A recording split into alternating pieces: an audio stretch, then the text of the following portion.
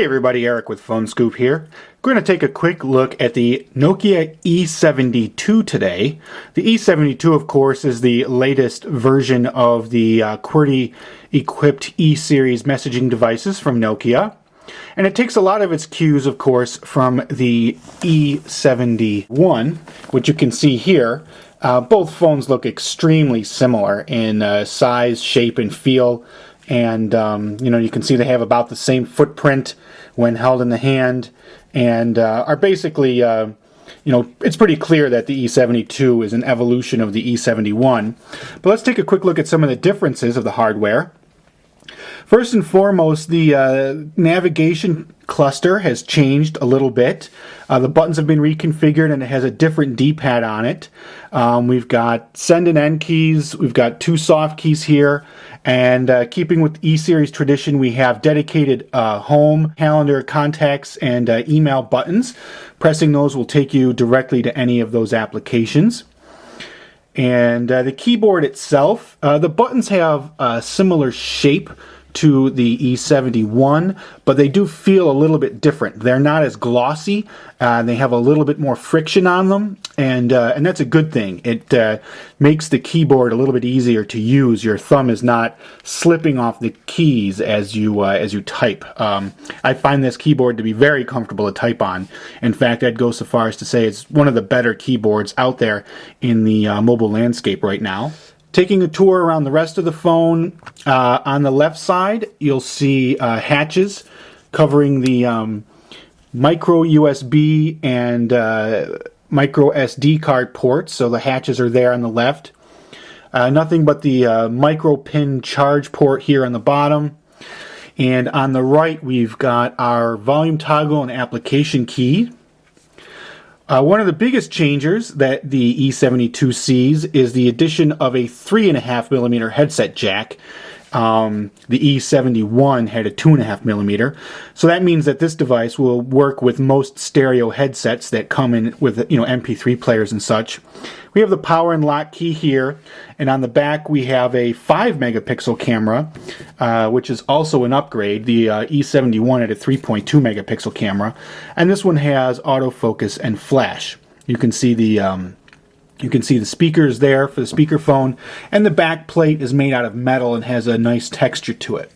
In all, the E72 is a incremental update as far as the hardware is concerned, but these updates really count. The keyboard is better, the 3.5mm headset jack is nice, and it's a very attractive phone, no doubt. Has about just as much appeal as the E71 had, which was definitely a sexy phone. So let's take a quick look at the software running on the Nokia E72. The E72 runs Nokia's S60 3rd edition software, and you can see the dock up top here for accessing different applications and content. And of course it has the switcher, the software switcher that the E71 had, and this lets you set up two different profiles. One for, during the workday, and a separate one for your personal use. So let's say at work you have an Exchange email account, you've got a work calendar and work messaging client. Those could all be easily accessed in the work version of the home screen.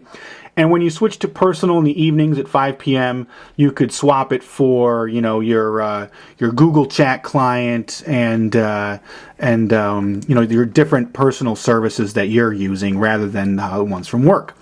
So you can see we've got a lot of different preloaded things here on the home page for accessing information, your contacts, calendar, email, and such. Hitting the menu button, we'll see the pretty standard S60 menu system, and there's plenty of stuff on here.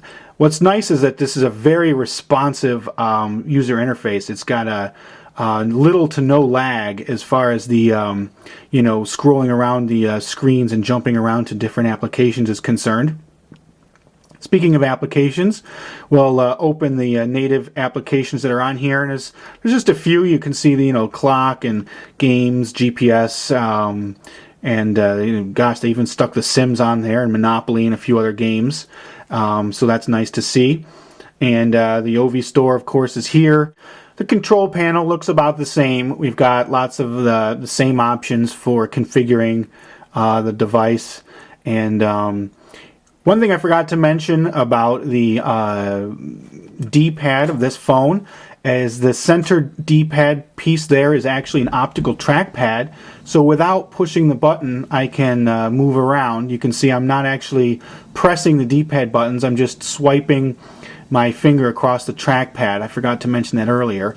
Nice little addition to the E72, and you know, makes just a slight difference in the way you interact with the phone. So in all, we've got a very attractive handset running Nokia's powerful S60 3rd edition software, and it has 5-megapixel camera, has a GPS on there, Wi-Fi, Bluetooth, all the usual smartphone accoutrements, and of course a full QWERTY keyboard and some sexy styling to make it that much more appealing. So there it is, folks, the Nokia E72.